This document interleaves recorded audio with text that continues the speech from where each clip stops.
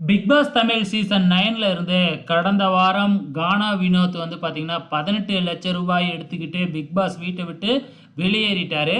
So இந்த சீசனோட title வின்னரா கானா வினோத் அவர்கள் தான் வருவாரு அப்படின்னு எதிர்பார்த்துக்கிட்டு இருந்த நிலைமையில, இப்படி கானா வினோத் டக்குன்னு ஒரு முடிவு எடுத்து 18 லட்சத்தோட வெளியே வந்துட்டாரு.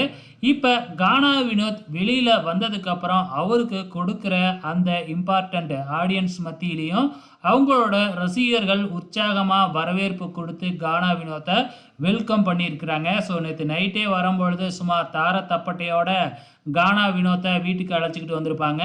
அதுக்கப்புறம் இன்னைக்கு கானா வினோத் அவர்கள் போய் எல்லாருக்கு மத்தியிலையும் அம்பேத்கர் சிலைக்கு வந்து மாலை போடுற வீடியோ வந்து பார்த்தீங்கன்னா சோசியல் மீடியாவில் ரொம்பவுமே ட்ரெண்ட் ஆகிட்டு இருக்கு. ஸோ இதை வந்து கானா வினோத் தன்னோட இன்ஸ்டா ஸ்டோரியில் லைவாக டெலிகாஸ்ட் பண்ணார்.